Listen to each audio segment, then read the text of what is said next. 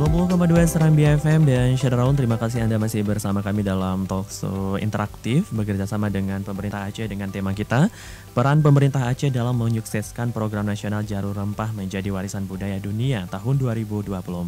Pastinya di studi kita masih bersama dengan Bapak Dr. Muhammad Jafar Esa M.Hum selaku asisten pemerintahan dan keistimewaan Sekda Aceh, dan juga ada Bapak Dr. Andes Mawardi Umar M.Hum MA selaku Ketua Masyarakat Sejarawan Indonesia Aceh. Nah, kita berbicara masalah mengenai peranan pemerintah Aceh. Kita sudah menerima beberapa pesan di layanan WhatsApp kita, dan untuk seluruh Syederalun yang ingin beratensi secara langsung boleh layangkan telepon atau pesan singkat Anda di layanan WhatsApp kita.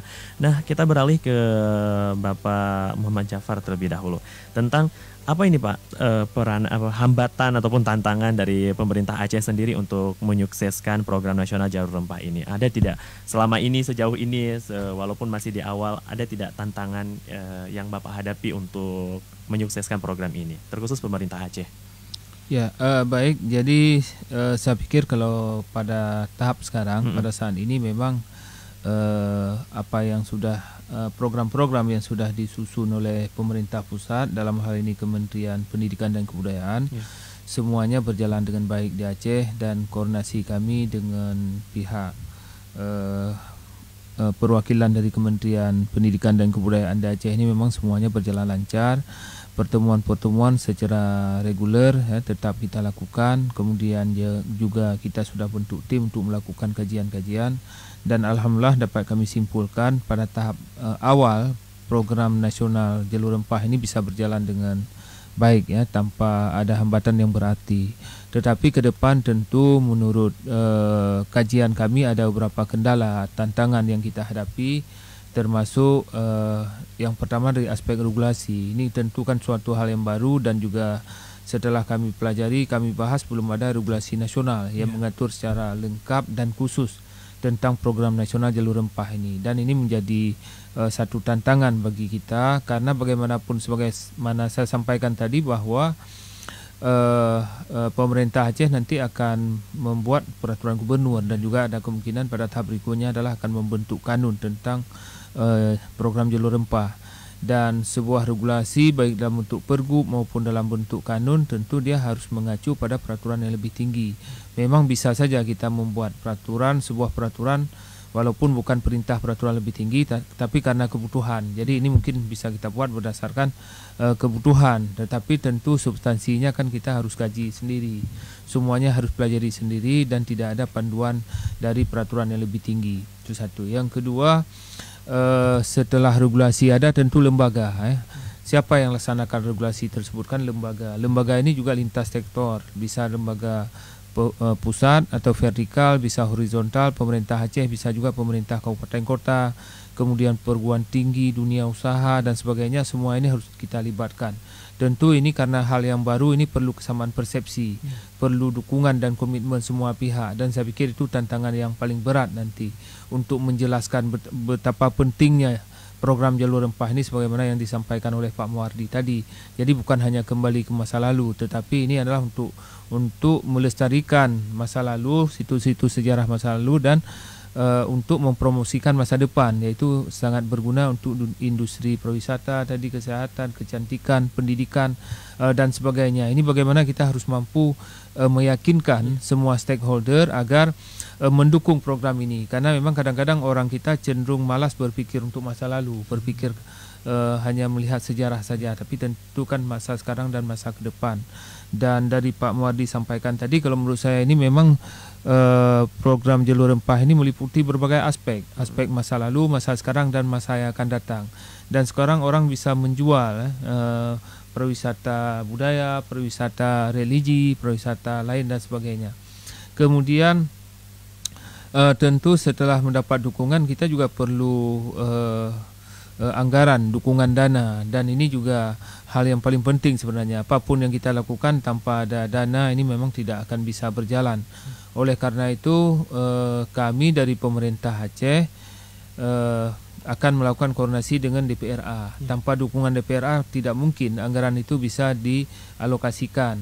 Begitu juga dengan pemerintah kabupaten kota, karena ini melibatkan pemerintah kabupaten kota juga harus mengalokasikan, membuat program dan mengalokasikan anggaran untuk program jalur rempah. Saya pikir ini tantangan-tantangan berat yang akan kita hadapi.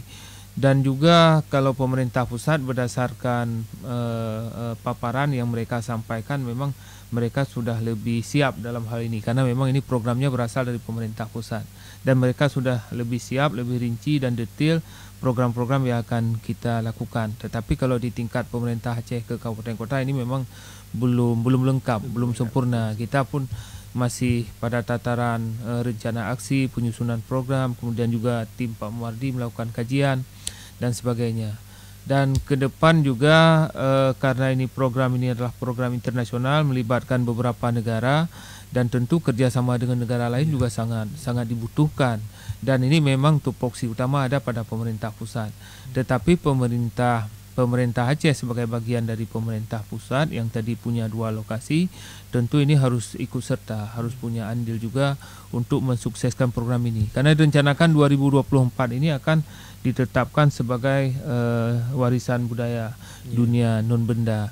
Saya pikir itu beberapa hal yang menjadi tantangan bagi pemerintah Aceh ke depan. Mudah-mudahan ini bisa kita laksanakan dengan maksimal. Oke. Nah, setelah berbicara masalah tantangan dengan Pak Muhammad Jafar, kita beralih nih ke Pak Mawardi terlebih dahulu. Dari segi sejarawan nih Pak, bagaimana sebenarnya Bapak melihat eksistensi pemerintah Aceh ini untuk menyukseskan program ini? Saya pikir sejauh ini, karena saya juga bagian dari pengembangan program ini dari pemerintah Aceh, ya, sejauh ini itu sangat serius saya pikir. Ya, dari awal itu langsung ditangani oleh orang-orang yang punya kompetensi untuk ini. Itu langsung Pak Asisten, ya, kemudian Pak Dade juga kemarin itu sebelum menjadi ketua Bapeda itu. Itu artinya apa? Jadi pemerintah Aceh itu betul-betul menyauti ini. Karena memang kalau menurut saya itu pemerintah Aceh memang harus menyauti ini, ya. Karena sekali lagi bahwa ini bukan hanya untuk masa lalu saja. Tapi masa lalu yang bisa menjadi inspirasi dan juga bisa menjadi titik tolak kita untuk membangun masa depan gitu, ya. Karena kita punya dari pilihan saya ada 2 kita. Karena memang program ini kita tidak sauti pun akan jalan. Misalnya Aceh tidak menyauti program ini, secara nasional akan jalan, nanti kita ditinggalkan nanti. Itu. Saya pikir apa yang sudah dilakukan oleh pemerintah Aceh, ya, dan kita juga sudah sudah melakukan beberapa hal sejauh ini, ya, dan dukungan yang luar biasa, keseriusan, ya, sejauh ini, yang mudah-mudahan ini akan berlanjut, ya. Dan juga seperti disampaikan Pak Jafar tadi juga, ya. Karena memang tidak mungkin kita lakukan terus kita lakukan terlalu maju tanpa ada regulasi. Tentu akan nanti akan jadi kendala tersendiri, ya, terutama aspek keuangan barangkali, karena program ini kan udah pasti nanti berimbas pada keuangan. Jadi keuangan itu kalau nggak ada regulasinya, minimal ada pergub dulu, ya, kemudian mesti ada kanun. Kenapa? Karena program ini tidak berhenti 2024. Jadi 2024 ini ditetapkan sebagai warisan budaya. Tetapi dan juga nanti pada saat ditetapkan ini tidak mungkin UNESCO akan menetapkan kalau program ini berhenti. Jadi salah satu penilaian bahwa program ini itu akan berlanjut. Kemudian akan juga indikator yang lain bahwa program ini akan bisa memberi untuk masyarakat, ada kontribusinya itu. Nah, jadi saya pikir ini mungkin sesuai juga dengan program program pemerintah Aceh untuk memajukan Aceh, memajukan ekonomi juga budaya, ya, budaya yang penting ini kan untuk membangun karakter untuk pendidikan seperti disampaikan Pak Jafar tadi itu. Jadi salah satu dari aspek historis ini untuk bisa membangun karakter. Kemudian yang kedua juga yang tidak lebih penting adalah ekonomi, karena kalau ekonomi ini nggak jalan nanti ini dianggap bagian dari masa lalu saja itu.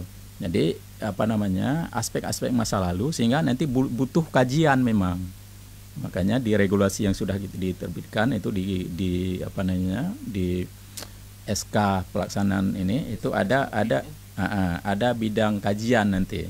Karena memang harus dikaji dulu, misalnya titik-titiknya mana itu, komoditasnya apa, Kemudian juga di samping bukti-bukti benda histori juga ini mungkin memori masyarakat itu misalnya ya, ada memori kolektif masyarakat yang diwariskan secara turun-temurun itu. Saya kira ini kan perlu didokumentasi nanti itu. Mungkin bentuknya bentuknya tulisan.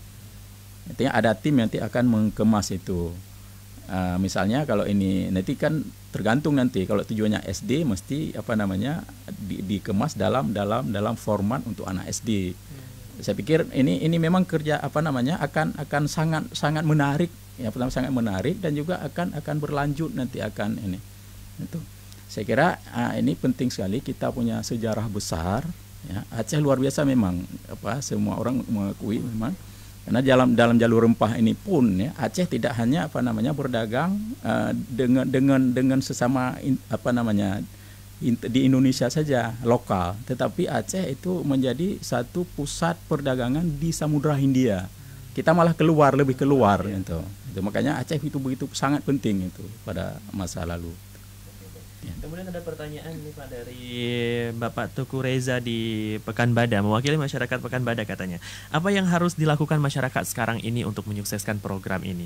Ini sepertinya yang lebih tepatnya Bapak Muhammad Jafar ini menjawab pertanyaan ini Pak. Apa yang harus sebenarnya dilakukan masyarakat untuk sekarang ini ketika masyarakat ingin terjun juga untuk menyukseskan program ini?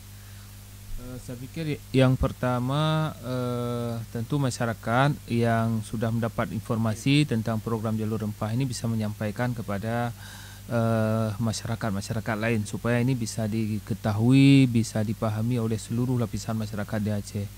Yang kedua juga menyampaikan situs-situs benda sejarah, kemudian hal-hal yang terkait, mungkin nanti Pak Muhardi yang bisa menjelaskan apa saja yang situs-situs benda sejarah yang mendukung program jalur rempah, sehingga ini bisa diinventarisir, bisa diidentifikasi, dan tentu itu menjadi produk-produk adalah istilahnya produk-produk yang bisa mendukung penetapan program jalur rempah oleh UNESCO. Kemudian setelah itu tentu kan mendukung program pariwisata misalnya, program pendidikan, kesehatan, kecantikan, kuliner dan sebagainya. Saya pikir ini masyarakat nanti bisa menyampaikan terutama kepada tim kajian, dan saya pikir dengan ada peran aktif, ada kemauan tadi yang ingin menanyakan itu, saya pikir itu suatu kontribusi yang luar biasa, dan kita harapkan juga ke depan akan banyak orang seperti Pak Reza Pak Reza itu akan menyampaikan masukan informasi kepada tim kajian, dan salah satu anggota tim kajian kita adalah Pak Muhardi yang memang beliau ahli sejarah. Tentu nanti barangkali kita akan publikasikan hal-hal apa yang dibutuhkan untuk mendukung program jalur rempah. Setelah itu pada tahap berikutnya tentu kita meminta juga masyarakat untuk mendukung program-program khusus yang akan kita buat. Misalnya tadi ada program muatan lokal untuk kurikulum sekolah, dan kita harap juga masyarakat ini bisa ikut terlibat dan mendukung dan memberikan masukan untuk terlaksananya program muatan lokal. Jadi saya pikir pada tataran awal barangkali masih itu yang kita butuhkan. Barangkali nanti setelah penetapan program jalur rempah ini kan akan banyak program-program unggulan, potensi-potensi wisata yang kita tawarkan, dan masyarakat juga bisa ikut terlibat, dan masyarakatlah yang nanti akan melaksanakan program-program tersebut dan berpartisipasi dalam program-program yang kita buat maupun yang akan dibuat dan dilaksanakan oleh masyarakat itu sendiri.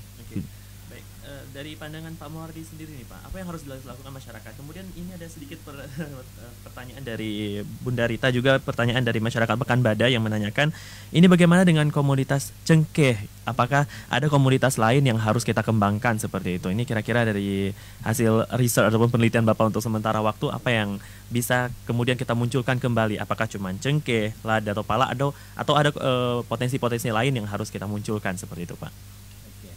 Saya mulai dari pertanyaan Pak Reza dulu ya, bagaimana keterlibatan masyarakat ya. Saya secara umum